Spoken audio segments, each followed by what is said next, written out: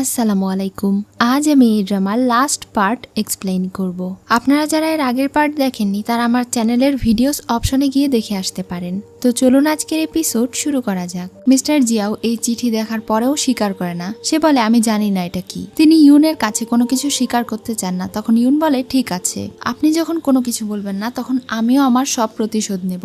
আপনার মেয়ে বাউয়াও এখনো বাহিরে আছে। আমি খুব দ্রুতই আপনার সঙ্গে তার সাক্ষাৎ করানোর জন্য ব্যবস্থা করছি। এটা শুনে তিনি ভয় পেয়ে যান আর এই চিঠির ব্যাপারটা স্বীকার করে নেন। তিনি বলেন এই চিঠি তিনি তার বাবাকে পাঠিয়েছিলেন। তিনি এবং তার বাবা মিলে জি কে রাজা হতে সাহায্য করেছিল, কিন্তু ইউনের পরিবারের সঙ্গে যেই কন্ট্রাক্ট করা হয়েছিল সেটা আর পুরো করা হয়নি। শেষ পর্যন্ত তার পরিবারকে দেশদ্রোহিতার অপবাদ দেওয়া হয়েছে এবং মেরে ফেলা হয়েছে। এটা শুনে তো ইউন ভীষণ রেগে যায় আর তাকে বলতে থাকে সেই প্রমাণ কোথায় রাখা আছে যেখানে তার বাবার নির্দোষ হবার দলিল রয়েছে। মিস্টার জিয়াও তাকে সব বলতে চান, কিন্তু তিনি প্রথমে তাকে প্রমিস করতে বলেন যে বাউয়াওয়ের সে কোনো ক্ষতি করবে না। ইউন তাকে প্রমিস করে। তখন তিনি তাকে বলেন তার বাবা মা যে নির্দোষ সেটা শহরের সবচেয়ে উঁচু টাওয়ারে রাখা আছে, কিন্তু ওই টাওয়ারে পৌঁছানো এতটা সহজ না। সেখানে কেবলমাত্র রাজার আদেশেই পৌঁছানো সম্ভব। এটা শুনে সে এখন মন খারাপ করে ওখানে থেকে চলে যায়। সে সার্ভেন্টকে জিজ্ঞাসা করে কি করলে সে ওই টাওয়ারে পৌঁছাতে পারবে। সার্ভেন্ট বলে ওই টাওয়ারে রাজার হুকুম ছাড়া কেউ যেতে পারে না। লাস্ট যখন ওই টাওয়ারে যাওয়া হয়েছিল তখন রাজা বাবাওকে বিয়ে করেছিল, আর প্রতি 5 বছর পর পর সেখানে মিসেস জুনের জন্মদিন পালন করা হয়। এটা শুনে ইউন বলে আমি এত দেরি করতে পারবো না, আমাকে খুব দ্রুতই সেখানে পৌঁছাতে হবে, আর সেই রাস্তাও আমার কাছে আছে। কিছুক্ষণ পরে একজন এসে তাকে খবর দেয় যে রাজার অবস্থা খারাপ হয়ে গিয়েছে। তখনই সে রাজার সঙ্গে গিয়ে দেখা করে। আঙ্কেল তাকে জানায় রাজার শরীরের অবস্থা ভালো নয়, তার অসুখ দিন দিন বেড়েই যাচ্ছে। এটা শুনে সে তাকে চেক করতে যায়। তখন একজন বৈদ্য এসে তাকে একটা বই দিয়ে বলে এখানে রাজার সুস্থ হবার একটা ফর্মুলা লেখা আছে, মানে ঔষধ তৈরি করার। কিন্তু সেই ঔষধ তৈরি করতে ফানজাই নামক এক ধরনের ঘাসের প্রয়োজন, কিন্তু এই ঘাস অনেক বেশি রেয়ার, সহজে কোথাও পাওয়া যায় না। এটা একমাত্র ব্ল্যাক মাউন্টেনে পাওয়া যায়। আঙ্কেল জানায় এটা জোগাড় করা তাদের জন্য সম্ভব না, কারণ ব্ল্যাক মাউন্টেন যেই এলাকায় অবস্থিত সেই এলাকার প্রধান হলো ডুও পরিবার, আর ডুও পরিবারের সঙ্গে ইঞ্জির অনেক শত্রুতা রয়েছে। তাদের এসব কথাবার্তা শুনে তখনই জি ইউনকে বলে সে যেন কখনো ওই এলাকায় না যায়। তারা দরকার হলে অন্য কোনো চিকিৎসা নিয়ে ট্রাই করবে, কিন্তু সে যেন কখনো তাদের কাছে সাহায্য না চায়। তখন ইউন তাকে শান্ত হতে বলে। বাহিরে এসে ইউন আঙ্কেলের সঙ্গে কথা বলে আর বলে যেভাবেই হোক তাদের রাজাকে বাঁচাতে হবে, এজন্য সে মিস্টার ডুওকে একটা চিঠি পাঠাবে, আর এই চিঠি যেন আঙ্কেল তার কাছে পৌঁছে দেন। আঙ্কেল একটু ভয় পাচ্ছিল, কিন্তু সে তাকে আশ্বস্ত করে। তখন সে রাজার হয়ে ডুওর কাছে একটা চিঠি লিখে পাঠায় এবং তার কাছে ফানজাই ঘাস চায়। এই প্রথম রাজা জি তার কাছে কোনো সাহায্য চেয়েছে, এজন্য সে সাহায্য করতে রাজি হয়ে যায়। এই ব্যাপারে জানার পরে তো রাজা ভীষণ রেগে যায় আর তাদেরকে বলে আমি তো বলেছিলাম তাদের সঙ্গে কোনো যোগাযোগ না করতে, তারপরেও কেন তোমরা তার কাছে সাহায্য চেয়েছো। সে আঙ্কেলের উপরে রাগ দেখাচ্ছিল। তখন ইউন তাকে একটু শান্ত করে আর তাদের কথা শুনতে বলে। তখন মিস্টার ডুওর পাঠানো লোককে ভেতরে আসতে বলা হয়। তিনি রাজাকে বলেন মিস্টার ডুও তাকে ফানজাই ঘাস দিতে রাজি হয়েছেন, কিন্তু তিনি বলেছেন মিসেস ইউন একা যেন সেই ঘাস নিয়ে আসতে যায়। একমাত্র ইউন যদি একা সেই ঘাস নিয়ে আসতে যায় তবেই সে তাকে ঘাস দেবে। এটা শুনে তো রাজা ভীষণ রেগে যায় আর তাকে এখানে থেকে চলে যেতে বলে। তখন তিনি সেখানে থেকে চলে যান। ইউন তাকে প্রথমে একটু সামলায় আর এরপরে সেই লোকের পিছু পিছু চলে যায়। তখন তার অবস্থা আরো খারাপ হয়ে গেলে আঙ্কেল তাকে সামলায় আর ডাক্তার ডাকতে যায়। বাহিরে গিয়ে ইউন সেই লোককে বলে আমি আপনার সঙ্গে যাব, আমি রাজাকে বাঁচাতে চাই। তখন তিনি বলেন ঠিক আছে, রাতে আমার লোক তোমাকে এখানে থেকে নিয়ে যেতে আসবে, তুমি রেডি থেকো। সেদিন রাতে আঙ্কেল তাকে প্রাসাদ থেকে বের হতে সাহায্য করে, কারণ তিনিও চান রাজাকে বাঁচাতে। তিনি কোনো মতে তাকে পেছনের গেট দিয়ে বের করে দেন। রাজার যখন জ্ঞান ফিরে আসে তখন সে এসব জানার পরে তো অনেক অস্থির হয়ে যায়, কিন্তু তারা তাকে যেতে বাধা দিচ্ছিল। তার ঘরে এই অস্থিরতার বিষয়টা ওয়াং খেয়াল করে। রাতে কেউ একজন ছুরি নিয়ে রাজাকে মেরে ফেলার জন্য তার ঘরে প্রবেশ করে, কিন্তু সেখানে চি রাজা সেজে শুয়েছিল। সে ওই লোকটাকে সৈনিক সহ ধরে ফেলে, কিন্তু সেই লোকটা আত্মহত্যা করে, যার কারণে তারা জানতে পারে না যে এই লোক আসলে কার পাঠানো। এদিকে ইউন মিস্টার ডুওর প্রাসাদে চলে যায়। মিস্টার ডু তার জন্য অপেক্ষা করেছিল। তাকে দেখার পরে সে তাকে চিনতে পারে আর বলে তোমার চেহারা তোমার ভাইয়ের মতোই অনেকটা দেখতে। ইউন তার সঙ্গে এত বেশি কথা বলতে চাইছিল না। সে তাকে বলে দয়া করে আমাকে ঔষধি ঘাস দিয়ে দিন, আমি এখানে থেকে চলে যাব।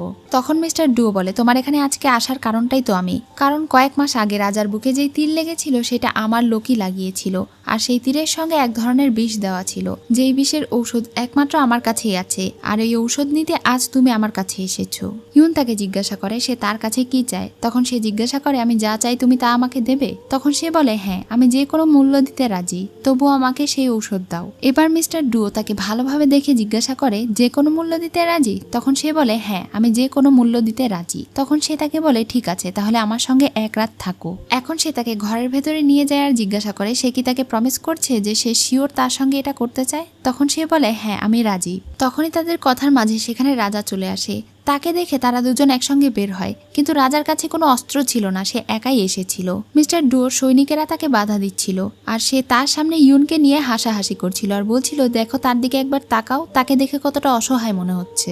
এটা বলে সে হাসতে হাসতে তার চোখের সামনে ইউনের কাপড় খোলে আর এরপরে তাকে সঙ্গে করে ভেতরে নিয়ে চলে যায়। সে চিৎকার করে বলছিল ইউন, এখনই তুমি ভেতরে থেকে বেরিয়ে এসো, আমি চাই না তুমি আমার প্রাণ এভাবে বাঁচাও, আমি এভাবে বাঁচতে চাই না।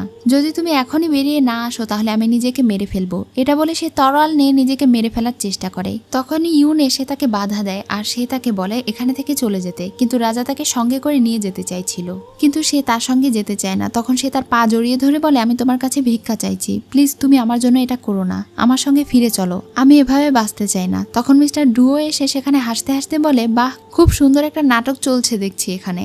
তখন ইউন তাকে জড়িয়ে ধরে ভালোভাবে বুঝিয়ে বলে আর শান্ত করে।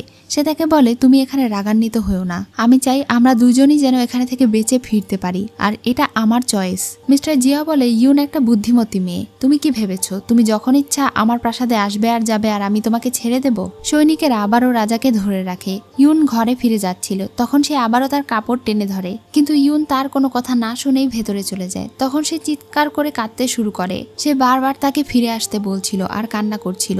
তখনই তার মনে পড়ে সেই দিন রাতের কথা, যেই দিন রাতে সে ইউনের হাত পা বেঁধে তার রুমের সামনে বসিয়ে রেখেছিল আর বাবায়ের সঙ্গে রাত কাটানোর নাম করে তার পায়ে বেঁধে দেওয়া সেই ঝুনঝুনির আওয়াজ করছিল আর ভেতরে থেকে তাকে দেখছিল।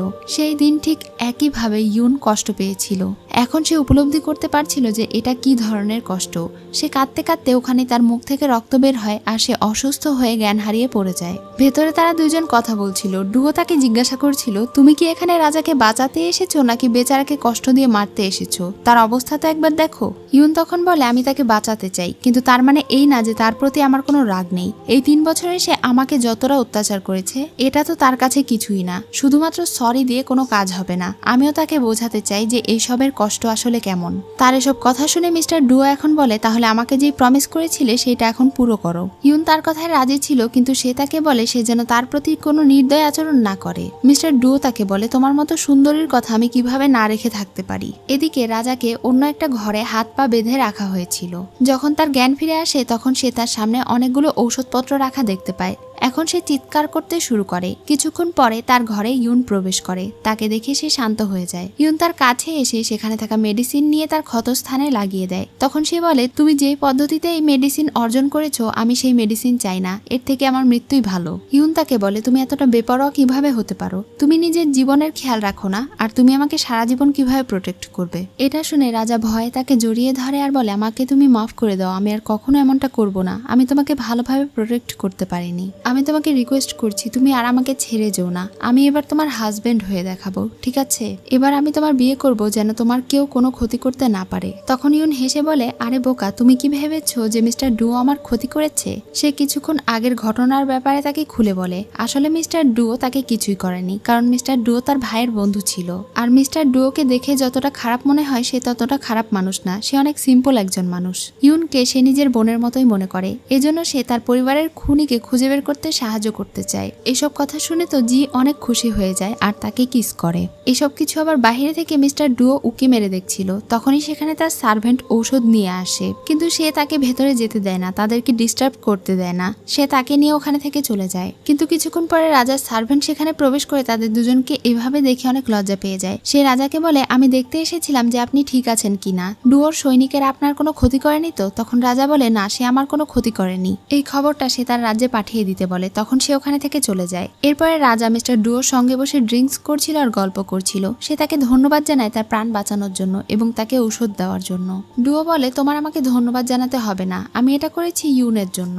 ইউন বলেছে এজন্যই আমি তোমাকে বাঁচিয়েছি। তারপরেও রাজা তাকে ধন্যবাদ জানায় আর বলে আমার মনে হয় তুমি এতটাও রুড না, তুমি অনেক সিম্পল। এটা বলে সে ওখানে থেকে চলে যায়। ইউন এখন তার রাজ্যে ফিরে যাওয়ার জন্য রওনা দিচ্ছিল। তখন ডুও তাকে ভাই হিসেবে বিয়ের একটা উপহার দিয়ে দেয়। ইউন তখন অনেক খুশি হয়ে যায়। এবার সে তাদের দুজনকে দ্রুত বাড়ি ফিরে যেতে বলে। এদিকে ওয়াং এসে ম্যাডামকে খবর দেয় ডুও পরিবার রাজাকে মেডিসিন দিয়ে বাঁচিয়েছে। এটা শুনে ম্যাডাম একটু চিন্তিত হয়ে যায় আর ভাবছিল যে ডুও পরিবার কি তাহলে জি এর সঙ্গে যোগ দিয়েছে। মিস জুনের এটা বিশ্বাস করতে কষ্ট হচ্ছিল যে ইউন এত সহজেই মিস্টার ডুওর বিছানায় শুতে রাজি হয়ে গেল আর এটার বিনিময়ে রাজাকে বাঁচিয়ে নিল। ওয়াং বলে হতেও পারে সে এমনটা করেছে।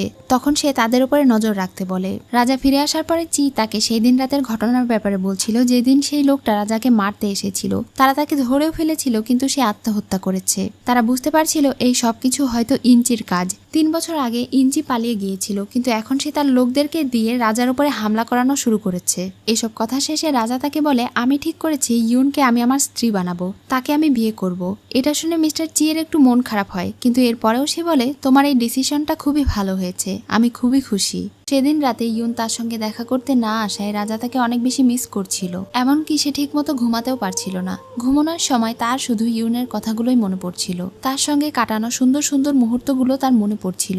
যখনই সে এপাশে ফেরে তখনই সে তার সামনে ইউনকে ঘুমিয়ে থাকতে দেখতে পায়। তাকে দেখে তো সে অনেক বেশি খুশি হয়ে যায়। তার বুকের মধ্যে ধুকপুকুনি শুরু হয়ে যায় আর সে অনুভব করতে পারে যে সে তাকে কতটা ভালোবেসে ফেলেছে। তখনই সে ইউনের সঙ্গে দেখা করার জন্য উঠে চলে যায়। এদিকে ইউনেরও ঘুম আসছিল না। তারই সবকিছু মনে পড়ছিল যখন রাজা তাকে জোর করে এই প্রাসাদে আটকে রেখেছিল, কিন্তু সে আবার তাকে প্রোটেক্টও করেছিল। সে তাকে কথা দিয়েছে যে সে তাকে বিয়ে করবে। এই সব কিছু চিন্তা করে সে মনে মনে ভাবছিল আমি তো এটাই চেয়েছিলাম তাই না, আর মাত্র একটা ধাপ বাকি। তখনই তার রুমে রাজা প্রবেশ করলে সে আবারও ঘুমানোর ভান করে। জি তখন তার পাশে এসে শুয়ে পড়ে আর তার কপালে একটা কিস করে। এরপরে সে ঘুমিয়ে যায়। পরদিন সকালে ঘুম থেকে উঠে যখন সে তার ঘরে ফিরে যাচ্ছিল তখন দেখতে পায় তার প্রাসাদের সামনে অনেকেই আছে। এটা দেখে সে তার ঘরের মেইন দরজা দিয়ে প্রবেশ না করে জানালা দিয়ে লুকিয়ে লুকিয়ে প্রবেশ করে, কিন্তু তার এটা সবাই দেখে ফেলে। তখন আঙ্কেল বিষয়টাকে ইগনোর করে আর তাদের সবাইকে আবারও কাজে লাগতে বলে। কিছুক্ষণ পরে রাজা মিসেস জুনের সঙ্গে গিয়ে দেখা করে। যেহেতু মিস জুন এই রাজ্যের গুরুত্বপূর্ণ একটা দায়িত্বে আছে এজন্য সে মিস জুনের কাছে থেকে পারমিশন চায় ইউনকে বিয়ে করার। সে বলে আমি ইউনকে বিয়ে করতে চাই আর তাকে ম্যাডাম পজিশন দিতে চাই। মিস জুন প্রথমে আপত্তি জানিয়ে বলে কিন্তু সে তো দেশদ্রোহীর মেয়ে, তাকে বিয়ে করা ঠিক হবে না। এছাড়াও তার সঙ্গে এর আগে ইঞ্চির বিয়ে হয়েছিল, তুমি তাকে বিয়ে করতে চাও? রাজা তাকে বলে আমি ইউনকে অনেক বছর থেকে ভালোবাসি আর তাকে বিয়ে করতে চাই, দয়া করে আমার এই মনের ইচ্ছাটা পূরণ করুন। তখন তিনি বলেন হ্যাঁ আমার এতে কোনো আপত্তি নেই, কারণ ইউনের সঙ্গে আমার অনেক ভালো সম্পর্ক আর সে একবার আমার প্রাণও বাঁচিয়েছে, তাই আমি তোমার সঙ্গে একমত, তোমরা বিয়ে করতে পারো। এটা শুনে তো রাজা অনেক খুশি হয়ে যায় আর সেখানে থেকে চলে যায়। তখন মিসেস জুন তার ছেলের স্মৃতিস্তম্ভের সামনে বলতে থাকে পুত্র আমাদের বিজয় খুবই নিকটে, আর মাত্র একটা ধাপ বাকি, এরপরেই আমাদের সব উদ্দেশ্য পূরণ হয়ে যাবে। এদিকে ওয়াং একটা লোকের সঙ্গে দেখা করতে যায় আর তাকে রাজার বিষয়ে সবকিছু খুলে বলে যে এখন সে কেমন আছে এবং তাদের ওখানে কি চলছে। তখনই আমরা দেখতে পাই এটা হলো ইঞ্চি। এই ছেলেটার সঙ্গে ইউনের বিয়ে হয়েছিল অনেক আগে। সবাই জানে সে কোথাও একটা পালিয়ে গিয়েছে আর সে আসলে লুকিয়ে এখানে আছে। ওয়াং এর সঙ্গে তার অনেক ভালো সম্পর্ক। ওয়াং তার হয়ে কাজ করছে এবং তাকে এসে সব ইনফরমেশন গুলো দিচ্ছে। ইঞ্চি তাকে আরো বেশি সজাগ থাকতে বলে আর প্রাসাদে কি কি হচ্ছে সব সময় তাকে জানাতে বলে। তাদের কথা শেষে ওয়াং বলে যদি এসব কথা শেষ হয়ে থাকে তাহলে কি এখন আমরা পার্সোনাল কথা বলতে পারি? তখনই ইঞ্চি তাকে কাছে টেনে নেয় আর বলে আমি তোমাকে অনেক পছন্দ করি আর আমি চাই তুমি শুধু আমার হও। এটা বলে সে তাকে জড়িয়ে ধরে কিস করতে শুরু করে, মানে তাদের দুজনের মধ্যে সম্পর্ক আছে। এদিকে রাজা আর ইউনের বিয়ের ব্যাপারে তারা দুজন মিলে আলোচনা করছিল। ইউন তাকে বলছিল আমার বাবা মাকে চিঠি পাঠিয়ে জানিয়ে দাও যে আমাদের বিয়ে হবে, তারা যেন আমার বিয়েতে অ্যাটেন্ড করতে পারে। রাজা তখন বলে ঠিক আছে। এটা বলে তার মন খারাপ হয়ে যায় কারণ সে তো আসল বিষয়টা জানতো। এখন পুরো শহরে জানিয়ে দেওয়া হয় যে 1 মাস পরে রাজা ইউনকে বিয়ে করবে আর তাকে ম্যাডাম উপাধিতে ভূষিত করবে। শহরের সবচেয়ে উঁচু টাওয়ারে তাদের দুজনের বিয়ে হবে। সেই বিয়ের অনুষ্ঠানে উপস্থিত হওয়ার জন্য সবাইকে বলা হলো। ইউনকে রাজা বিয়ে করবে এটা শুনে তো সাধারণ জনগণ সমালোচনা শুরু করে দেয়। সেখানে একটা লোক ছিল যে এটা শুনে সাইডে চলে যায়। ইউন আর তার সার্ভেন্ট মিলে বাজারে মার্কেট করতে এসেছিল। যেহেতু 1 মাস পরে তার বিয়ে এজন্য তার অনেক কিছু কেনাকাটা করতে হবে। তার সার্ভেন্ট যখন কিছু একটা নিয়ে আসার জন্য বাড়ি ফিরে যাচ্ছিল ঠিক তখনই একটা লোক এসে তাকে সাইডে নিয়ে যায়। সার্ভেন্ট দেখতে পায় এটা আর কেউ নয় বরং ইউনের ভাই। তারা তো ভেবেছিল ইউনের ভাই হয়তো মারা গিয়েছে, কিন্তু এত বছর পরে তাকে দেখে তো সে অনেক খুশি হয়ে যায়, কিন্তু সে তাকে চুপ থাকতে বলে। সে তার হাতে একটা চিরকুট ধরিয়ে দিয়ে বলে এটা ইউনকে দিও। এটা বলেই সে ওখানে থেকে চলে যায়। তার সার্ভেন্ট এই চিরকুট নিয়ে গিয়ে ইউনকে দেয়। ইউন এটা দেখে তো ভীষণ খুশি হয়ে যায়। সে বুঝতে পারে এটা তার ভাইয়েরই হাতের লেখা আর তার ভাই তার সঙ্গে আজ রাতে দেখা করতে চেয়েছে। নিজের ভাইয়ের সঙ্গে দেখা করার জন্য তো সে ভীষণ খুশি ছিল। সে তার সার্ভেন্টকে বলে আজ রাতে যেন সে তার জন্য ব্যবস্থা করে দেয়, যেন সে বাইরে বের হতে পারে। রাজা যখন কাজ করছিল তখন অনেক রাত হয়ে যাওয়ার পরেও ইয়ুন তার সঙ্গে দেখা করতে আসে না। সে আঙ্কেলকে জিজ্ঞাসা করে ইয়ুন তার সঙ্গে কেন দেখা করতে এলো না।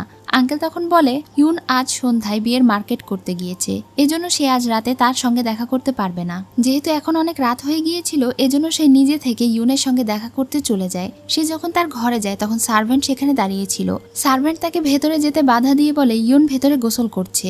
রাজা তখন তার সঙ্গে দেখা করার জন্য বাইরেই অপেক্ষা করার সিদ্ধান্ত নেয়। অনেক সময় পার হয়ে যায় কিন্তু ইয়ুনের গোসল শেষ হচ্ছিল না। এটা দেখে রাজা বলছিল এতক্ষণেও তার গোসল কেন শেষ হচ্ছে না। সার্ভেন্ট তখন বলে যখন থেকে তার স্মৃতি চলে গিয়েছে তারপর থেকে সে অনেক দীর্ঘ সময় ধরে গোসল করে। এটা শুনে সে আবার অপেক্ষা করতে শুরু করে। তখনই সেখানে আঙ্কেল এসে বলে চি তার সঙ্গে দেখা করতে এসেছে, সে তাকে গুরুত্বপূর্ণ কোনো কথা বলতে চায়। এটা শুনে সার্ভেন্ট তাকে চলে যেতে বলে। সে বলে ইয়ুনের গোসল শেষ হলেই আমি তাকে বলবো আপনি দেখা করতে এসেছিলেন, সে আপনার সঙ্গে অবশ্যই দেখা করতে যাবে। এটা শুনে রাজা সেখানে থেকে চলে যায় আর সার্ভেন্ট একটু হাঁপ ছেড়ে বাঁচে। চি তার সঙ্গে দেখা করতে আসে আর তাকে বলে সে পুরো শহরে ইয়ুনের ভাইকে খুঁজে বেরিয়েছে। তারা 3 বছর থেকে তার ভাইকে খুঁজে বেড়াচ্ছে কিন্তু কোথাও তাকে খুঁজে পাচ্ছে না। এখনো কি সে ইয়ুনকে সব সত্যিটা খুলে বলবে না? তখন সে অনেক রেগে যায় আর বলে আমি এখন তাকে কোনো কিছুই বলবো না, বিয়ের পরে আমি তাকে সব সত্যিটা খুলে বলবো। এটা শুনে চি তার ওপরে রেগে সেখানে থেকে চলে যায়। এদিকে হান ইয়ুনের জন্য অনেকক্ষণ থেকে অপেক্ষা করছিল। ইয়ুন তার ভাইয়ের সঙ্গে দেখা করে। তার ভাইকে এত বছর পরে দেখে তো সে অনেক ইমোশনাল হয়ে যায় আর তাকে জড়িয়ে ধরে কাঁদতে শুরু করে। তার ভাইয়ের অবস্থা অনেক খারাপ ছিল, সে এখন ভিক্ষুকের মতো জীবনযাপন করছিল। তার ভাই এখন তাকে বলছিল সে কেন জি রাজাকে বিয়ে করতে চাইছে। সব সত্যিটা জানার পরেও কি সে তাকে বিয়ে করতে পারবে? ইয়ুন তখন তার ভাইয়ের কাছে থেকে আসল সত্যিটা জানতে চায় যে আসল অপরাধীটা কে। তখন তার ভাই বলে আমাদের পরিবারকে দায়িত্ব দেওয়া হয়েছিল ইনচি এর সঙ্গে তোমার বিয়ে দেওয়ার মাধ্যমে তার সকল অপরাধ সবার সামনে তুলে ধরা, তাহলে সে আর রাজা হতে পারবে না। আমরা আমাদের কাজ করেছিলাম, আমাদেরকে কথা দেওয়া হয়েছিল যে তারা আমাদেরকে ছেড়ে দেবে, কিন্তু শেষ পর্যন্ত তারা আমাদেরকে ছাড়েনি, বরং শেষ পর্যন্ত মিস্টার জিয়াও আমাদেরকে সাহায্য করতে অস্বীকার করে। সেই দিন জেলখানায় একটা সৈনিক এসে আমার চোখের সামনে বাবাকে খুন করে ফেলে। ইয়ুন যখন জানতে পারে তার বাবা আত্মহত্যা করেনি তখন তো সে অনেক অস্থির হয়ে যায় আর তাকে জিজ্ঞাসা করে তাকে কে খুন করেছিল। তখন তার ভাই বলে যদি সেটা জিয়াওয়ের লোক না হয়ে থাকে তাহলে এটা ইনজি করিয়েছে, কারণ সেই সময় ইনজি রাজ্যের আসনে বসেছিল আর তার এই রাজ্যের আসন দখল করার জন্য সব রকমের প্রমাণ মুছে ফেলতে হতো। তোমার মনে আছে নিশ্চয়ই সেই দিন আমাদের সবাইকে একসঙ্গে শেকলে বেঁধে নিয়ে যাওয়া হচ্ছিল। সেই দিন আমাদেরকে জেলখানায় স্থানান্তর করা হচ্ছিল এই জন্য যেন তারা আমাদেরকে মেরে ফেলতে পারে। সেই দিন সৈনিকের হাতে আমার মা মারা গিয়েছিল, আমি ছিটকে পড়েছিলাম অন্য এক জায়গায়। ইয়ুন তাদের সঙ্গে লড়াই করতে করতে সেখানে অনেকটা জ্ঞান হারিয়ে পড়েছিল। যখন তার জ্ঞান ফিরে আসে তখন সে তার সামনে তার ভাই বা তার মা কাউকে দেখতে পায় না। সে শুধু ওখানে অনেকগুলো রক্তাক্ত লাশ পড়ে থাকতে দেখেছিল আর ইনজিকে দেখেছিল। সে তার দিকে তাকিয়ে জিজ্ঞাসা করেছিল আমার মা আর আমার ভাই কোথায়, কিন্তু জি তাকে কোনো উত্তর না দিয়ে শুধু হেসেছিল। এখন ইয়ুন অনেক মর্মাহত হয়ে যায় আর তার ভাইকে জিজ্ঞাসা করে কিন্তু জি এমনটা কেন করলো আমাদের সাথে। তার ভাই বলে তুমি এখনো বুঝতে পারছো না, সে আমাদের পুরো পরিবারকে মেরে ফেলতে চায়। সে 3 বছর থেকে আমাকে খুঁজে বেড়াচ্ছে আর আমি পথে পথে লুকিয়ে এভাবে ভিক্ষুক সেজে ঘুরে বেড়াচ্ছি, তোমাকে খুঁজে বেড়াচ্ছি। সে তোমাকেও প্রাসাদে 3 বছর থেকে আটকে রেখেছে, অথচ তোমাকে দাসী বানিয়ে রেখেছে আর বাবাওকে বিয়ে করেছে। এরপরেও কি আমার তোমাকে বোঝাতে হবে যে জি কেমন ধরনের মানুষ? তুমি কেন তাকে বিয়ে করতে চাও? তুমি কি আমাদের বাবা মায়ের মৃত্যুর প্রতিশোধ নিতে চাও না? ইয়ুন তখন তার ভাইকে বলে আমি তাকে বিয়ে করছি আমাদের বাবা মাকে নির্দোষ প্রমাণ করার জন্য। জিয়াও পরিবারকে আটক করার পরে মিস্টার জিয়াও আমাকে বলেছে আমার বাবাকে নির্দোষ প্রমাণ করার দলিল সবচেয়ে উঁচু টাওয়ারে রাখা আছে আর সেখানে পৌঁছাতে হলে আমার তাকে বিয়ে করতেই হবে। বিয়ের দিনে আমি ওই টাওয়ারে যাব এবং আমার বাবা মায়ের সঙ্গে স্বাক্ষর করা আগের রাজা রানীর সেই দলিল বের করব। তারপর আমি কোনো মতে সেই টাওয়ার থেকে নিচে নেমে এসে সবাইকে সেইটা দেখাবো এবং আমার বাবা মাকে নির্দোষ প্রমাণ করব। এটা শুনে তার ভাই তাকে সাপোর্ট করে আর বলে ঠিক আছে তাহলে আমি বিয়ের দিন টাওয়ারের নিচে তোমার জন্য অপেক্ষা করব। এখন তারা দুজন একে অন্যকে বিদায় দিয়ে চলে যায়। সকালে একজন সার্ভেন্ট বাবাওয়ের জন্য খাবার নিয়ে যায়। বাবাও এই খাবার দেখে ফেলে দেয় আর বলে এইসব খাবার আমি খাবো না, আমি কি চাকরানি নাকি যে আমাকে এইসব উচ্ছিষ্ট খাবার দেওয়া হচ্ছে? তখন সেই সার্ভেন্ট তার সঙ্গে খারাপ ব্যবহার করে। এটা দেখে তো বাবা অনেক রেগে যায় আর তার গলা চেপে ধরে। সে কোনো মতে সৈনিক ডেকে নিজের প্রাণ বাঁচায় আর এরপরে তাকে বলে এখন থেকে তোমাকে এখানে দাসীর মতোই থাকতে হবে, কারণ নতুন রানী আবার হয়ে গিয়েছে। আমাদের রাজা কিছুদিন পরে ইয়ুনকে বিয়ে করবে আর তাকে ম্যাডামের পজিশন দিয়ে দেওয়া হবে। এটা বলে বলে সে ওখানে থেকে চলে যায়। আর এসব কিছু শুনে তো বাবা অনেক রেগে যায় আর চিৎকার চেঁচামেচি করতে থাকে। কিছুক্ষণ পরে তার সঙ্গে সেখানে ওয়াং দেখা করতে আসে। তার এমন অবস্থা দেখে ওয়াং তাকে করুণা দেখায় আর বলে, তোমার এমন অবস্থা দেখে আমার অনেক খারাপ লাগছে। তুমি যদি আমার সঙ্গে হয়ে একসাথে কাজ করো তাহলে আমি তোমাকে এখানে থেকে বের হতে সাহায্য করতে পারি। বাবা বলে, কিন্তু আমি তোমাকে কেন বিশ্বাস করব? সে বলে, কারণ তোমার শত্রু আর আমার শত্রু একই। এছাড়াও এই প্রাসাদে তোমাকে এখন আমি ছাড়া আর কেই বা সাহায্য করতে পারে। এটা বলে যখন সে চলে যাচ্ছিল তখনই বাবাও তাকে বলে, তাহলে রাজাকে গিয়ে এটা বলে দাও, কয়েক মাস আগে যখন আমি ইউনকে রাজার সিক্রেট রুমের ব্যাপারে জানিয়েছিলাম এবং সে যখন তার সব চিঠিগুলো দেখেছিল তখন সে সম্পূর্ণ রাজার উপর গিভ আপ করে দিয়েছিল। সে বাবাওকে রিকোয়েস্ট করেছিল যেন সে তাকে মহল থেকে বের হতে সাহায্য করে। বাবাও তাকে সাহায্য করেছিল আর এরপরে সে মহল ছেড়ে নিজের বাড়িতে গিয়েছিল। কিন্তু যখন সে ওখানে থেকে ফিরে এসেছিল তারপর থেকেই তার সব আচার আচরণ বদলে গিয়েছে। মানে সে তার প্রতিশোধ নিতে এখানে ফিরে এসেছে আর স্মৃতি ভোলার নাটক করছে। এসব কিছু শুনে ওয়াং তাকে জিজ্ঞাসা করে, এইসব কথা তুমি আর কাকে কাকে বলেছ? বাবা বলে, এইসব কথা আমি আর কাউকেই বলিনি। এটা শুনেই ওয়াং তার গলায় দড়ি পেঁচিয়ে ধরে আর তাকে ওখানেই মেরে ফেলে, যেন এইসব কথা আর কেউ কখনো জানতে না পারে। কারণ সে চায় না বাবাওয়ের জন্য এই বিয়ে ভেঙে যাক আর তাদের সব প্ল্যান নষ্ট হয়ে যাক। এদিকে রাজাকে এসে সৈনিকেরা খবর দেয় বাবাও আত্মহত্যা করেছে, সে গলায় দড়ি দিয়েছে। এটা শুনে তো রাজা ভীষণ অবাক হয়ে যায়, কারণ বাবাও তো আত্মহত্যা করার মতো মেয়ে না। সে তাদেরকে ইনভেস্টিগেট করে দেখতে বলে যে বাবাও আসলে আত্মহত্যা করেছে নাকি তাকে খুন করা হয়েছে। রাজার এখন বাবাওয়ের জন্য অনেক খারাপ লাগছিল, কারণ সে জানতো বাবাও মেয়ে হিসেবে অতটাও খারাপ নয়। এদিকে ওয়াং গিয়ে মিসেস জুনকে সবকিছু বলে দেয় যে ইউন আসলে স্মৃতি ভোলার নাটক করছে। যদি সে আসলে স্মৃতি ভোলার নাটক করে থাকে তাহলে এতদিন হওয়া সব কাহিনীগুলো তাদের কাছে এখন পরিষ্কার। এর মানে সেই দিনের পর থেকে ইউন যা যা করেছে এবং রাজার জন্য যেসব রিস্ক নিয়েছে সেই সব কিছুই তার বিশ্বাস অর্জন করার জন্য। এমনকি সে জিয়াও পরিবারের উপরে প্রতিশোধ নিয়েছে আর এরপরে আবার রাজাকে বাঁচানোর জন্য নিজের জীবন বাজি রেখেছে যেন রাজা তাকে বিয়ে করতে চায়। রাজা তাকে বিয়ে করতে চেয়েছে এবং ম্যাডামের পজিশনও দিতে চেয়েছে, কিন্তু 3 বছর এমন নির্মম অত্যাচারের পরেও সে এখন কেন ম্যাডামের পজিশন চাইছে? সে কি শুধুমাত্র ম্যাডাম হতে চাইছে রানীর পজিশন পাওয়ার জন্য, নাকি অন্য কিছু? মিসেস জুন এখন ভালোভাবে চিন্তা ভাবনা করে বুঝতে পারে যে এটা অবশ্যই তার পজিশন পাওয়ার জন্য নয়, এটা নিশ্চয়ই তার পরিবারের সঙ্গে যুক্ত কোনো ঘটনার কারণে হতে পারে। ওয়াং বলে, আমি কয়েক বছর আগে শুনেছিলাম ইউনের বাবা যখন কারাগারে বন্দী ছিল তখন নাকি তিনি প্রতিবাদ জানিয়েছিলেন, কিন্তু তাকে মেরে ফেলা হয়েছিল। এটা কি তাহলে তার বাবার মৃত্যুর সঙ্গে জড়িত কোনো ঘটনা? এটা শুনে মিস জুন হাসতে শুরু করে। তখন সে বলে, তুমি কি জানো এই বিয়ের সবচেয়ে ইম্পর্টেন্ট পার্ট কোনটা? তাদের দুজনের বিয়ে সম্পন্ন করতে হলে শহরের সবচেয়ে উঁচু টাওয়ারে তাদেরকে যেতে হবে, আর সেই টাওয়ারে একটা সিক্রেট রুম আছে, যেই রুমে একমাত্র রাজা ছাড়া অন্য কারো প্রবেশ করার অনুমতি নেই, কারণ সেখানে অনেক গুরুত্বপূর্ণ ডকুমেন্টস লুকিয়ে রাখা আছে।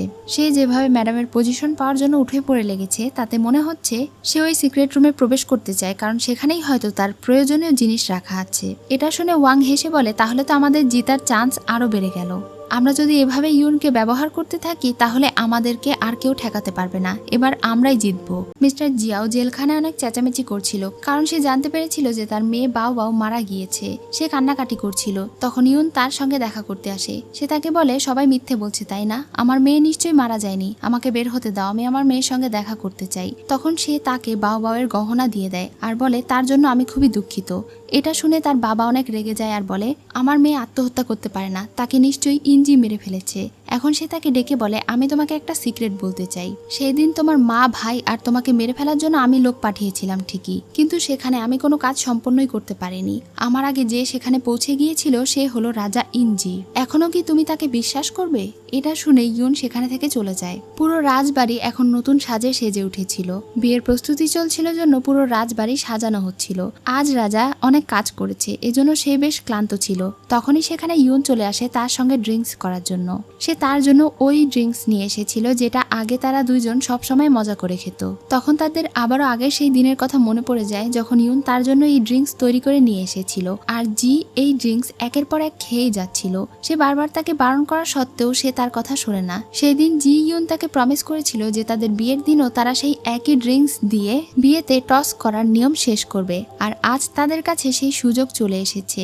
আগামীকাল তাদের বিয়ে, এজন্য রাজা অনেক খুশি ছিল। তারা দুজন মিলে অনেক রাত পর্যন্ত ড্রিঙ্কস করে। এরপরে সে মাতাল হওয়ার ভান করে আর রাজাকে বলে সে তার হাতের তৈরি আদা চা খেতে চায়। এটা শুনে রাজা তার জন্য আদা দিয়ে তৈরি করা চা নিয়ে আসতে চলে যায়। এই ফাঁকে সে তার ড্রয়ার থেকে টাওয়ারের সিক্রেট রুমের চাবিটা চুরি করে নেয়। রাজা যখন সেখানে ফিরে আসে তখন সে ঘুমানোর ভান করে। সে ঘুমিয়ে গেছে দেখে রাজা আর তাকে জাগায় না। সে তাকে কোলে করে ঘরে নিয়ে গিয়ে শুইয়ে দেয়। এরপরে সে তার কপালে একটা কিস করে আর ওখানে থেকে চলে যায়। সে চলে যাওয়ার পরে আমরা দেখতে পাই ইউন তখনও জেগেছিল আর তার চোখ পানিতে ছলছল করছিল।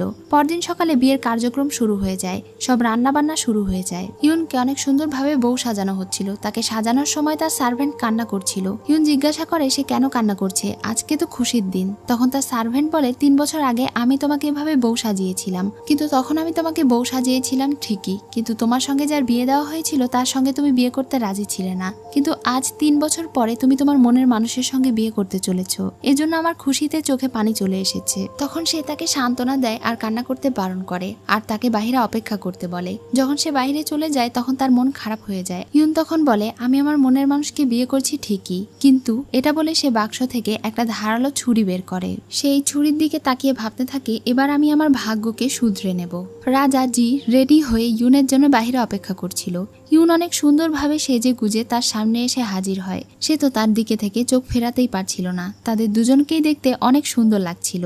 তারা দুজনে এখন লাল গাউন পরে বিয়ে করার উদ্দেশ্যে যাত্রা করে। ইনজি তাকে ঠিক সেভাবে বিয়ে করছিল যেভাবে সে তাকে বিয়ে করবে বলে প্রমিস করেছিল। এখন সে তাকে নিয়ে উঁচু টাওয়ারে উঠতে শুরু করে। টাওয়ারের উপরে ওঠার সময় ইউনের নজর সেই সিক্রেট রুমের দিকেই ছিল, কারণ এটাই তার লক্ষ্য ছিল। যখন তারা দুজন উপরে উঠছিল তখন তাদেরকে দেখে সবাই অনেক খুশি হচ্ছিল, কারণ তাদের দুজনকে এত সুন্দর মানিয়েছিল যে তাদেরকে দেখে তারা সবাই অনেক প্রশংসা করছিল। সেখানে বাকি সবাই উপস্থিত ছিল। এখন তারা সর্বোচ্চ টাওয়ারের ওপরে উঠে একসঙ্গে প্রতিজ্ঞা করতে শুরু করে। তাদের বিয়ের কার্যক্রম শুরু করা হয়। বিয়ের সকল নিয়ম মেনে তারা দুজন একে অন্যকে হাজব্যান্ড ওয়াইফ হিসেবে স্বীকার করে। এদিকে বাকিরাও তাদের কাজ শুরু করে দিয়েছিল। তারা নিজেদের পজিশন নিয়ে নিয়েছিল। রাজার সার্ভেন্ট সেখানে মিস্টার হানকে দেখতে পায়। তাকে দেখে সে তার কাছে এগিয়ে যায়। ঠিক তখনই একজন সৈনিক এসে তাকে বাধা দেয়। হান খেয়াল করে এটা সেই সৈনিক ছিল যেই সৈনিক তার বাবাকে মেরে ফেলেছিল। তখনই সেখানে ইনচি চলে আসে আর ওই সৈনিকদেরকে কমান্ড করে বলে আজ রাজার গলা যে নিয়ে এসে দিতে পারবে তাকে আমি আমার কমান্ডার বানাবো। এটা শুনে তার সৈনিকেরা সেখানে লড়াই করতে শুরু করে। ওপরে তীর ছোড়ার কারণে রাজার অবস্থা খারাপ হয়ে গিয়েছিল। ইউন কোথাও হারিয়ে গিয়েছিল। সে তাকে খুঁজতে শুরু করে। তখনই সেখানে ইনচির লোকেরা এসে তাদের উপরে হামলা করে দেয়। তাদের সঙ্গে লড়াই করার পরে রাজা সিক্রেট রুমে প্রবেশ করে আর ইউনকে গিয়ে বলে দ্রুত আমার সঙ্গে চলো। এটা শুনে ইউন তার দিকে ছুরি ধরে আর তাকে বলে আমি যাব না। তুমি কি ভেবেছিলে আমি তোমাকে এমনি এমনি বিয়ে করেছি? 3 বছর তোমার দাসত্ব খেটেছি। এত বছরের অপমান অপবাদ আমি এত দ্রুত ভুলে যাব? আমার বাবা মায়ের প্রতিশোধ আমি নেব না? আজ আমি আমার বাবা মাকে নিরপরাধ প্রমাণ করার দলিল খুঁজে পেয়েছি। রাজা তখন অবাক হয়ে তাকে জিজ্ঞাসা করে তোমার আগে সবকিছুই মনে আছে? তখন সে বলে হ্যাঁ, আমার সবকিছুই মনে আছে। আমি এতদিন তোমার সঙ্গে অভিনয় করেছিলাম এই পজিশনে আসার জন্য। তুমি কেন আমার পরিবারের সঙ্গে বিশ্বাসঘাতকতা করলে? তুমি কেন আমার বাবা মাকে মারলে? তখন সে বলে আমি তোমার বাবা মাকে মারিনি, বরং আমি তোমার পরিবারকে খোঁজার চেষ্টা করেছি এত বছর। কিন্তু ইউন তার কোনো কথাই বিশ্বাস করে না। তখনই তাদের উপরে হামলা করা হয়। সেই পুরো ঘরে আগুন জ্বালিয়ে দেওয়া হয়। রাজা তাকে বোঝানোর চেষ্টা করে যে তাদেরকে প্রথমে এখানে থেকে বের হতে হবে। ইনচি তাদের উপরে হামলা করে দিয়েছে, তাই তাদেরকে এখানে থেকে যে কোনো মূল্যে বেঁচে ফিরতে হবে। কিন্তু সে কাঁদতে কাঁদতে বলে তোমার মরে যাওয়াই উচিত, তুমি মরে যাওয়াই ডিজার্ভ করো। এটা শুনে সে অনেক কষ্ট পায় আর বলে ঠিকই বলেছ, আমার মরে যাওয়াই উচিত। এটা বলেই সে ইউনের হাতে থাকা ছুরি নিজের পেটের ভেতরে ঢুকিয়ে নেয়। এরপরে সে তাকে বলে আমি মরে গেলেও তোমাকে বেঁচে থাকতে হবে, ঠিক আছে? এটা শুনে তো ইউন অনেক অবাক হয়ে যায়। তখনই তাদের উপরে আগুন পড়তে যাচ্ছিল, এজন্য সে তাকে ধাক্কা দিয়ে দূরে সরিয়ে দেয়। ঠিক সেই সময় আঙ্কেল আর সার্ভেন্ট এসে রাজাকে সেখানে থেকে বাঁচিয়ে নিয়ে যায়। সে বারবার চিৎকার করছিল ইউনকে আগুন থেকে বাঁচানোর জন্য, কিন্তু তারা তাকে টেনে সেখানে থেকে নিয়ে চলে যায় আর ইউন সেই আগুনের মধ্যেই আটকা পড়ে যায়। বেশ কয়েকদিন পার হয়ে যায়। ইনচি এখন এই রাজ্যের রাজা হয়ে গিয়েছে। ম্যাডাম জুন আর ওয়াং এখন তার সঙ্গেই থাকছে। সেই দিনের পরে রাজার আর কোনো হদিশ পাওয়া যায়নি। এজন্য ইনচি তার সৈনিকদেরকে আদেশ করেছে যেখানেই জিকে খুঁজে পাওয়া যাবে সেখানেই যেন তাকে মেরে ফেলা হয়। ওয়াং আগের রাজা এবং ইউনের সব জামা কাপড় ভিখারিদের মাঝে বিতরণ করে দেয়। এদিকে আঙ্কেল খাবারের জন্য ভিক্ষা করে বেড়াচ্ছিল, কিন্তু কেউ তাকে খাবার দেয় না। তখনই সে ওখানে দেখতে পায় কিছু ভিখারি রাজার সব জামা কাপড় পরে ঘুরে বেড়াচ্ছে আর তাদের হাতে একটা লকেট আছে। সে ওই লকেটটা দেখে চিনতে পারে এই লকেট রাজাকে ইউন গিফট করেছিল। এজন্য সে ওই লোকদের কাছে গিয়ে ওই লকেটটা চায়, কিন্তু তারা তাকে ওই লকেট দেয় না। তখন সে ওইটা ছিনিয়ে নিয়ে চলে যাওয়ার চেষ্টা করছিল, কিন্তু সেই লোকগুলো তাকে ধরে ভীষণ মারধর করে। তার মুখ থেকে রক্ত বেরিয়ে যায়, কিন্তু এত মারধর খাওয়ার পরেও সে ওই লকেটটা উদ্ধার করেই নেয় আর একটা অন্ধকার ঘরে চলে যায়। সে ওখানে গিয়ে বলছিল, তুমি অনেক দিন ধরে খাবার পানি কিছুই খাওনি, এভাবে চলতে থাকলে তো তুমি মারা যাবে। তখন সে বলে, আমি বেঁচে থেকে কি করব, ইউন তো মারা গিয়েছে। তখন আঙ্কেল তাকে অনেক রিকোয়েস্ট করে বলছিল যেন সে এভাবে নিজেকে কষ্ট দিয়ে মারা না যায়। তিনি কান্না করছিলেন। তখনই আমরা রাজা ইনজিকে দেখতে পাই। সে এখন অন্ধ হয়ে গিয়েছিল। সেই দিনের আগুনের তাপের কারণে তার চোখ নষ্ট হয়ে গিয়েছে, সে এখন চোখে দেখতে পায় না। আঙ্কেল এখন তাকে ইউনের দেওয়া সেই টোকেনটা দেয়। তখন সে এই টোকেন নিয়ে কান্না করতে শুরু করে। আঙ্কেল তাকে বলে, ইউন নিশ্চয়ই চায় না যে তুমি এভাবে মারা যাও, সে নিশ্চয়ই চায় তুমি যেন বেঁচে থাকো। যদি তুমি বেঁচে থাকো তাহলেই তুমি ইউনকে খুঁজে বের করতে পারবে, সে মারা গিয়েছে নাকি জীবিত আছে সেই খোঁজ নিতে পারবে। এটা শুনে সে কান্না করছিল আর আগের কথা মনে করছিল। এরপরে সে আঙ্কেলকে বলে, আমি বাঁচতে চাই। তখন আঙ্কেল তাকে কিছু খাবার দেয়। তখন সে খেতে শুরু করে আর তাকে খেতে দেখে আঙ্কেল অনেক খুশি হয়। সে অনেক জোরে জোরে খাবার খাচ্ছিল, কারণ সে অনেক দিন থেকে না খেয়েছিল। এদিকে মিস্টার ডুয়োর কাছে ইনচির পাঠানো একটা চিঠি আসে। সে তাকে অনেকটা থ্রেট দিয়েই বলেছিল তাদের সম্পর্ক যেন ভালো করা হয়। এসব কিছু দেখে সে অনেক চিন্তিত হয়ে যায়। তার কাছে আর কোনো উপায় থাকে না। এখন সে তার সার্ভেন্টকে বলে, দ্রুত ইনজিকে যেখানে থেকে পারো খুঁজে নিয়ে এসো। আগের রাজা এখনো জীবিত আছে আর সে কোথাও লুকিয়ে আছে। যদি তাকে আমরা খুঁজে পাই তাহলে এই সবকিছু থেকে পরিত্রাণ পাওয়া সম্ভব। এদিকে মিস্টার চি আর সার্ভেন্টরাও ইনজিকে সব জায়গায় খুঁজে বেড়াচ্ছিল।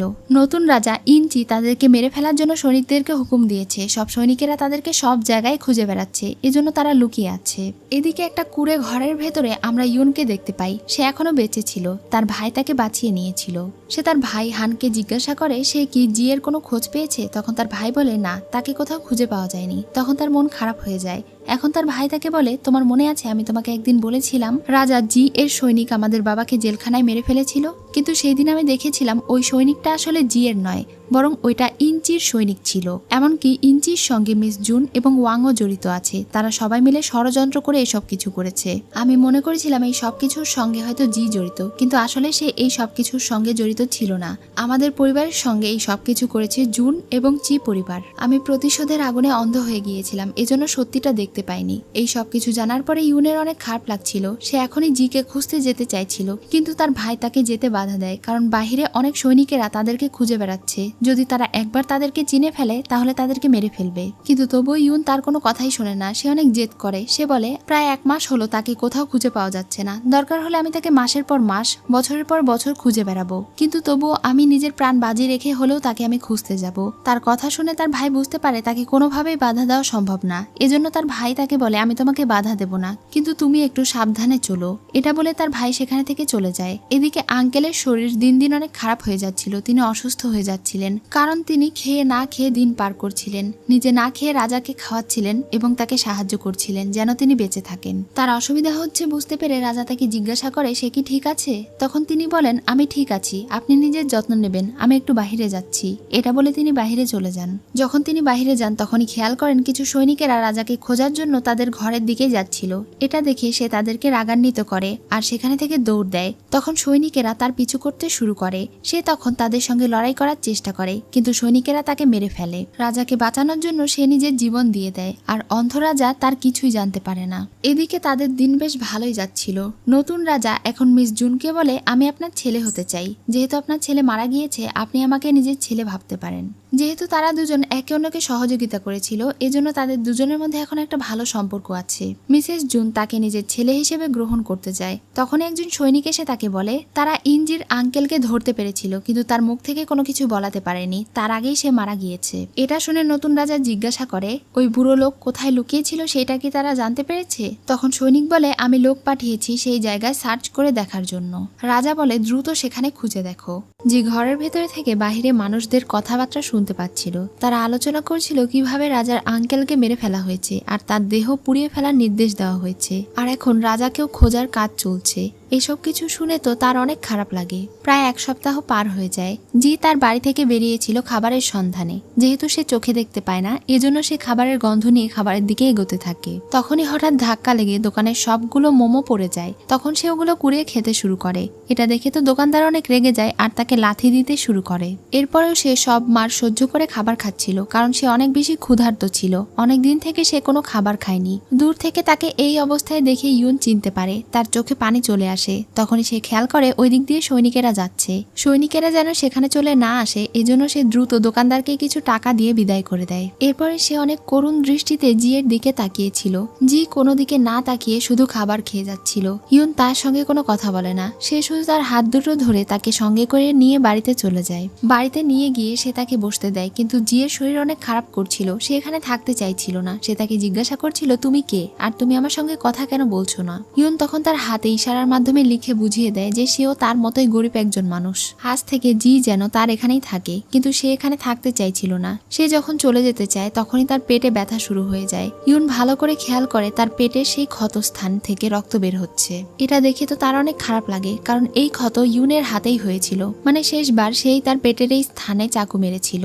এখন সে ওই ক্ষত স্থানে ঔষধ লাগিয়ে ব্যান্ডেজ করে দেয়।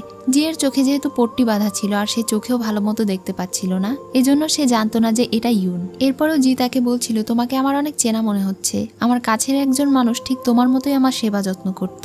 ইউন তখন তার হাতে লিখে জিজ্ঞাসা করে মেয়েটাকে। তখন সে বলে সে আমার ওয়াইফ, আর সেই একজন মানুষ যাকে আমি পৃথিবীতে সবচেয়ে বেশি ভালোবাসতাম। এটা বলেই সে ওখানে ঘুমিয়ে পড়ে। আর তার এমন অবস্থা দেখে ইউনের অনেক খারাপ লাগছিল।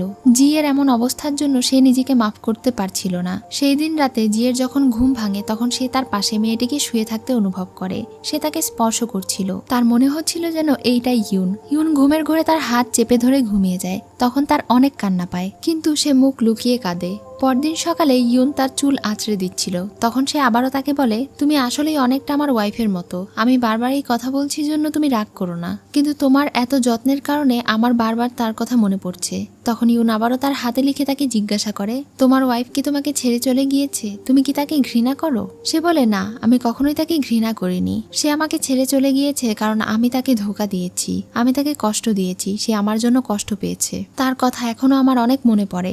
এই কথা শুনে সে ওখানে থেকে দৌড়ে বাহিরে চলে যায়। সে বাহিরে গিয়ে কান্না করছিল আর বলছিল, ইনজি আমাকে মাফ করে দাও। আমি জানি না এরপরে আমি কিভাবে তোমার সামনে গিয়ে দাঁড়াবো। ভেতরে জিয়েরও মন অনেক খারাপ করছিল। পরদিন সকালে যখন সে ঔষধ নিয়ে বাড়ি ফিরছিল তখনই দেখতে পায় কিছু সৈনিকেরা তার বাড়ি তন্ন তন্ন করে খুঁজতে শুরু করেছে। এটা দেখে সে পেছনের দরজা দিয়ে ঘরে প্রবেশ করে আর জিকে বলে, এখানে সৈনিক এসেছে, চুপচাপ লুকিয়ে পড়ো। এটা বলে সে তাকে নিয়ে ঘরের এক কোনায় লুকিয়ে পড়ে। সৈনিকেরা তাদের ঘরে এসে তন্ন তন্ন করে খোঁজে, কিন্তু কোথাও তাদেরকে খুঁজে পায় না। ইউন তাকে শক্ত করে জড়িয়ে ধরেছিল আর তারা দুজন একদম চুপচাপ ছিল। সৈনিকেরা যখন সেখানে থেকে চলে যায় তখন ইউন ভালোভাবে চেক করে দেখে তারা চলে গিয়েছে কিনা। তখনই জি এসে তাকে জড়িয়ে ধরে আর বলে, ইউন তুমি ইউন, আমি তোমাকে চিনতে পেরেছি। তুমি কেন আমার কাছে থেকে নিজের পরিচয় গোপন করেছো? তুমি কেন আমার কাছে থেকে দূরে থাকার চেষ্টা করছো? ইউন তখন তাকে বলে, আমি বুঝতে পারছিলাম না কিভাবে তোমার সামনে দাঁড়াবো। তখন সে বলে, বোকা মেয়ে, এই সবকিছু তো আমার দোষ। তুমি আমাকে মাফ করে দাও। আমি আর কখনো তোমাকে একা ছেড়ে কোথাও যাব না। আমি কখনো আর তোমার প্রতি অন্যায় অত্যাচার করব না। পূর্বে আমি তোমাকে ভুল বুঝেছিলাম, কিন্তু আমি এখন থেকে সব সময় তোমাকে বিশ্বাস করব। তুমি আমাকে মাফ করে দাও। তার এই কথা শুনে ইউন অনেক কান্না করে। তখন জি তাকে বলে, আমরা কি আবারও নতুন করে জীবন শুরু করতে পারি না? এখন তারা দুজন মিলে আবারও নতুন করে জীবন শুরু করেছিল। এখানে তারা দুজন অনেক হাসি খুশি ভাবে জীবন কাটাচ্ছিল। যদিও জি চোখে দেখতে পায় না, কিন্তু ইউন তার অনেক যত্ন করছিল। তারা দুজন এতটা খুশি ছিল দেখে মনে হচ্ছিল তাদের দুজনের এই আনন্দে যেন কারো নজর না লাগে। ইউন এখন তার হাজবেন্ডকে ধীরে ধীরে পুরো ঘরের কোথায় কি আছে তা চেনাতে শুরু করে। আর সে নিজেও চোখ বেঁধে দেখতে শুরু করে যে কোথায় কোথায় জি হাঁটলে তার অসুবিধা হতে পারে। সেই সব জিনিসগুলো সে পরিবর্তন করে দেয়। তারা দুজন একসঙ্গে রান্না করে, একসঙ্গে অনেক গল্প করে। এখন তাদের দুজনের মধ্যে আবারও আগের মতো অনেক ভালো সম্পর্ক হয়ে গিয়েছে। সেই দিন রাতে জি তাকে জিজ্ঞাসা করে, এখন কি আমি তোমাকে টাচ করতে পারি? তখন ইউন তাকে অনুমতি দেয়। আর সেই দিন রাতে তারা দুজন বিয়ের পরে প্রথম একসঙ্গে রাত কাটায়। পরদিন সকালে যখন ইনজির ঘুম ভাঙে তখন সে বুঝতে পারে সে চোখে দেখতে পাচ্ছে। ইউন রান্নাঘরে রান্না করছিল, তখনই সে দৌড়ে তার কাছে গিয়ে তাকে জড়িয়ে ধরে বলে, আমি চোখে দেখতে পাচ্ছি, তুমি আমার সেবা এবং চিকিৎসা করেছো, যার কারণে আমি আবারও চোখে দেখতে পাচ্ছি। তুমি কতটা চিকন হয়ে গিয়েছো, আমার সেবা করতে করতে তুমি অনেক ক্লান্ত হয়ে গিয়েছো, তাই না? তখন সে অনেক খুশি হয়ে যায়। ইউন বলে, এই ক্লান্তি আমার জন্য কিছুই না, আমি তোমার সঙ্গে অনেক হ্যাপি আছি। আসলেই তারা দুজন একে অন্যের সঙ্গে অনেক বেশি খুশি ছিল। পরদিন ইউন বাজারে সবজি কিনতে যায়। সবজি কিনে বাড়ি ফেরার সময় তার উপরে একটা সৈনিকের নজর পড়ে। সে ভালোভাবে তাকে দেখে বুঝতে পারে এটা হলো ইউন। তখনই তারা তার পিছু করতে শুরু করে। এদিকে ওয়াং আর ইনজি বসে রোম্যান্স করছিল। ঠিক তখনই একজন সৈনিক এসে খবর দেয় তাদের সৈনিকেরা ইউনকে ধরে ফেলেছে। তখন রাজা বলে ইউনকে সেখানে নিয়ে আসতে। ইউনকে নিয়ে আসা হলে ওয়াং সেখানে থেকে চলে যায়। এখন সে তাকে দেখে বলে, 3 বছর আগে তোমাকে যেমন দেখেছিলাম তুমি তার থেকে আরো বেশি সুন্দর হয়ে গিয়েছো। আর ইউন বলে, তুমি 3 বছর আগের থেকে এখন আরো বেশি ডিসগাস্টিং হয়ে গিয়েছো।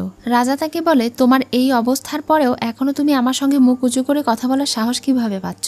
সে তার সৈনিককে বলে ইউনকে এখানে থেকে নিয়ে যেতে আর তার জন্য সাজিয়ে রেডি করতে।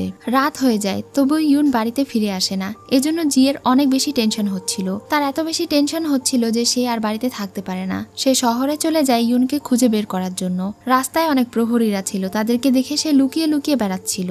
তখনই রাস্তায় একটা মাতাল লোকের সঙ্গে তার ধাক্কা লাগলে লোকটা চেঁচামেচি শুরু করে দেয় আর প্রহরীরা তাকে দেখে ফেলে। তারা তাকে ধাওয়া করতে থাকে। ঠিক তখনই একটা লোক তাকে ঘরের ভেতরে ঢুকিয়ে নেয়। এটা ছিল চিকে দেখে তো সে অনেক খুশি হয়ে যায়। রাজাকে দেখা মাত্রই হান তার কাছে মাফ চাইতে শুরু করে। রাজা তো তাদের দুজনকেই সুস্থ সবল দেখে অনেক বেশি খুশি হয়ে যায়। এদিকে নতুন রাজা ইনজি মিসেস জুনের কাছে চলে যায়। সে মিসেস জুনকে বলে, আমার কাছে একটা প্ল্যান আছে জি সহ তার বাকি সব সাথীদেরকে ধরার। আমাকে অনুমতি দিন। আগামীকালকে আমি পুরো শহরে এই খবর ছড়িয়ে দিতে চাই যে ইউনকে আমি এই রাজ্যের ম্যাডাম হিসেবে স্বীকৃতি দিতে চাইছি। এটা শুনে জুন বলেন, কিন্তু এটা যদি তুমি করো তাহলে মানুষেরা তোমার উপরে ক্ষিপ্ত হবে, আর কে জানে তারা এখনো বেঁচে আছে কিনা। এই মিথ্যে নিউজ ছড়ালে তো তোমার ক্ষতিও হতে পারে। রাজা তখন বলে, ইউন তো আসলেই আমার স্ত্রী, তাকে তো আমি বিয়ে করেছিলামই। তাকে এখন শুধুমাত্র ম্যাডাম উপাধি দেব এই কথাটা ফলস নিউজ ছড়াতে চাই। তাহলেই আপনি দেখবেন এই নিউজ শুনে তাকে বাঁচানোর জন্য চারিদিকে থেকে সবাই আমাদের হাতের মুঠোয় চলে আসছে। আমি শুধু চাইছি সবকিছু যেন আগের মতো নর্মাল হয়ে যায়। এটা শুনে মিস জুন রাজি হয়ে যায়। তিনি বলে, ঠিক আছে, তোমার যা ইচ্ছে তাই করো। আজ রাজা ইনজি পুরো শহরে এই খবর ছড়িয়ে দেয় যে সে ইউনকে তার স্ত্রীর অধিকার দিয়ে ম্যাডাম বানাতে চলেছে। সৈনিক এসে তাকে খবর দেয়। এই নিউজটা ছড়ানোর ফলে শহরের সব সাধারণ মানুষেরা অনেক ক্ষিপ্ত হয়ে গিয়েছে। সবাই তার নামে বদনাম করে বেড়াচ্ছে। সেখানে যারা বেশি সমস্যা করছিল তাদেরকে তারা অ্যারেস্ট করেছে। কিন্তু সৈনিক বুঝতে পারছে না এই সিচুয়েশন সে কিভাবে সামলাবে, কারণ মানুষেরা দিন দিন তার উপরে বেশি ক্ষুব্ধ হয়ে উঠছে। তখন রাজা তাকে বলে শহরের প্রতিরক্ষা ব্যবস্থা আরো বেশি বাড়িয়ে দিতে। সৈনিকের ভয় হচ্ছিল সাধারণ জনগণ হয়তো তাদের ক্ষতি করতে পারে, কিন্তু রাজা তাকে ভয় পেতে বারণ করে। সে বলে, তুমি শুধু খেয়াল রাখো জিকে দেখা মাত্রই তাকে মেরে ফেলতে হবে। এটা শুনে সে ওখানে থেকে চলে যায়। কিছুক্ষণ পরে ইউনকে রাজার সামনে হাজির করা হয়। রাজা এখন তাকে বিয়ের গাউন দেখিয়ে বলে, 3 বছর আগে আমাদের বিয়ে হয়েছিল, কিন্তু তখন আমি তোমাকে ম্যাডাম পজিশন দিতে পারিনি, কিন্তু এখন আমি এই রাজ্যের রাজা, এখন আমি তোমাকে ম্যাডাম পজিশন দিতে চাই। ইউন তাকে জিজ্ঞাসা করে, তখন তো আমি জি পরিবারের একমাত্র কন্যা ছিলাম, তখন আমার একটা মূল্য ছিল, কিন্তু এখন তুমি কেন আমাকে এত মূল্যায়ন করছো? এছাড়াও এখন এসব কথা বলে লাভ নেই, কারণ এখন আমি জি এর ওয়াইফ। রাজা তখন তাকে বলে, তুমি নিজেও জানো না যে তোমার মূল্য কি, তোমার কারণেই তো আমি রাজা হতে পারলাম। তুমি যদি সেই দিন তোমার বাবা মায়ের কন্ট্রাক্টের ফাইল খোঁজার জন্য সেই টাওয়ারে না উঠতে, তাহলে তো আমি এই সুযোগ পেতামই না। সে এখন তাকে তার বাবা মায়ের সেই কন্ট্রাক্টের ফাইলটা দেখায় আর তার চোখের সামনে সেটা পুড়িয়ে ফেলে। এটা দেখে তো ইউন অনেক কান্না করছিল। তখন সে তাকে বলে, তোমাকে কাল আমি ম্যাডাম পজিশন দেব, আর সেখানে জি এর জন্য মৃত্যুর ফাঁদ পেতে রাখবো। যখন সে তোমাকে বাঁচাতে আসবে তখনই তাকে ধরে ফেলবো আর সেখানেই মেরে ফেলবো। এদিকে তারা তিনজন এই নিউজ শুনে অনেক বেশি টেনশনে ছিল। জি তো তখনই ইউনকে উদ্ধার করতে যেতে চাইছিল, কারণ সে চাইছিল না জিকে জি বিয়ে করুক, কিন্তু তার বন্ধু তাকে সেখানে যেতে বাধা দিচ্ছিল, কারণ সেখানে গেলে নির্ঘাত তারা মারা পড়বে। এখন জি বুঝতে পারছিল না যে সে কি করবে। তখনই সেখানে হান মিস্টার ডুওকে নিয়ে হাজির হয়। মিস্টার ডুও বলে সে তাদেরকে সাহায্য করতে এসেছে। তার যত সৈনিক আছে তারা জি এর কমান্ড অনুসরণ করবে। এটা শুনে তো তারা অনেক খুশি হয়ে যায়, কারণ এখন তাদের জন্য এই যুদ্ধটা অনেক বেশি সহজ হয়ে গেল। তারপরেও একটা রিস্ক থেকেই যায়, কারণ রাজা সিটি গেট অনেক বেশি কড়া পাহারার মধ্যে রেখেছে, সেটা ভেঙে প্রবেশ করা এতটা সহজ হবে না। হান তখন বলে, ওই চিন্তা আমাকে করতে দাও, আমি জানি সেজন্য কি করতে হবে। তাদের এই সাহায্যের কারণে জি তাদেরকে ধন্যবাদ জানায় আর বলে অনুষ্ঠানের আগের রাতেই আমাদের ইউনকে উদ্ধার করতে হবে। এখন সে তাদের সবাইকে কমান্ড করে আর বলে কাকে কি করতে হবে। তারা সবাই এখন তার হুকুম পালন করে। সেদিন রাতেই তারা ইউনকে উদ্ধার করার জন্য বেরিয়ে পড়ে। এদিকে ইউন তার হেয়ার পিন দেখে কিছু একটা ভাবে আর তার বিয়ের পোশাক সেখানে ফেলে দিয়ে চলে যায়। এদিকে ওয়াং রাজাকে রেডি করে দিচ্ছিল আর বলছিল কি দুর্ভাগ্য আমার, তুমি ইউনকে বিয়ে করবে আর আমি এখন তোমাকে সাজিয়ে দিচ্ছি। রাজা তাকে বলে তোমার জায়গা কেউ নিতে পারবে না, আমি তো ইউনকে শুধুমাত্র ব্যবহার করছি আমার কাজের জন্য। আমার কাজ হয়ে গেলেই তাকে আমি ছুঁড়ে ফেলে দেব, আর তোমাকে আমি যেই কথা দিয়েছি সেটা অবশ্যই পূরণ করব। এটা শুনে সে খুশি হয়ে যায়। ঠিক তখনই সৈনিক জানায় ইউন তার সঙ্গে দেখা করতে এসেছে। ইউনকে আসতে দেখে সে ওয়াংকে চলে যেতে বলে। তখন ওয়াং সেখানে থেকে চলে যায়। ইউন রাজার কাছে এসে তাকে বলে আমি তোমার শর্তে রাজি আছি, কিন্তু তোমাকে আমার জন্য একটা কাজ করতে হবে। রাজা তখন হেসে বলে তুমি কি চাও? ইউন বলে আমি তোমার সেনাপতি ঝু এর প্রাণ চাই, কারণ সে আমার বাবাকে মেরে ফেলেছিল। রাজা তখন হেসে বলে কিন্তু তাকে আমি কেন মারবো? সে আমার বিশ্বস্ত বন্ধু। ইউন বলে তাকে যদি মারো তাহলে তোমার দুইটা ফায়দা হবে। প্রথমত আমি তোমাকে বিয়ে করতে রাজি হয়ে যাব, আর দ্বিতীয়ত তোমার জিকে ধরার জন্য এবং মারার জন্য যা যা সাহায্যের প্রয়োজন সব সাহায্য আমি করব। এটা বলে সে তাকে পেছনে থেকে হেয়ারপিন দিয়ে আঘাত করতেই যাবে, ঠিক তখনই একজন সৈনিক এসে জানায় ইনজি তাদের প্রাসাদে দলবল নিয়ে অ্যাটাক করে দিয়েছে। এটা শুনে তো সে অনেক অবাক হয়ে যায় আর ইউনকে সঙ্গে নিয়ে বাহিরে বের হয়। জি তাকে বলে ইউনকে এখনই ছেড়ে দিতে, কিন্তু সে ইউনের গলায় তরোয়াল ঠেকিয়ে বলে যদি তুমি তাকে বাঁচাতে চাও তাহলে তোমাকে নিজের প্রাণ দিতে হবে। তখন ইনজি তার কথায় রাজি হয়ে যায়। সে নিজের প্রাণের বিনিময়ে ইউনকে বাঁচাতে চায়। রাজার কথা মতো সে নিজের তরোয়াল ফেলে দেয় আর সামনে এগোতে শুরু করে। ইউন তাকে এটা করতে বারণ করছিল আর সামনে এগোতে বারণ করছিল, কিন্তু সে তার কোনো কথা শোনে না। সে আস্তে আস্তে রাজার দিকে এগোতে থাকে। যখন সে রাজার কাছে চলে যায় ঠিক তখনই রাজা তাকে মারতে যায়, কিন্তু সে তাকে সাইড কাটিয়ে ইউনকে বাঁচিয়ে নেয়। ঠিক তখনই ইউন তার হেয়ারপিন বের করে আর জি এটা দেখে তার সঙ্গে মিলে এইটার সাহায্যে রাজার গলার ভেতরে ঢুকিয়ে দেয় আর রাজাকে মেরে ফেলে। তখন ইনজি সেখানে ছটফট করতে করতে মারা যায় আর এটা দেখে তারা দুজনই অনেক খুশি হয়ে যায়।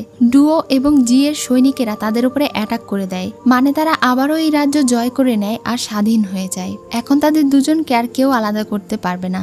এভাবেই হ্যাপি এন্ডিং এর সঙ্গে এই ড্রামার কাহিনী শেষ হয়ে যায়। সো ভিউয়ার্স, আজকের এই ড্রামা তোমাদের কেমন লাগলো তা অবশ্যই কমেন্ট করে জানিও। আর এমনই আরো সুন্দর সুন্দর ড্রামা পেতে অবশ্যই আমার চ্যানেলে সাবস্ক্রাইব করে দিও। তোমরা চাইলে আমার টিকটক আইডিতেও ভিজিট করতে পারো এবং এই ড্রামাগুলো সেখানে থেকেও দেখতে পারো।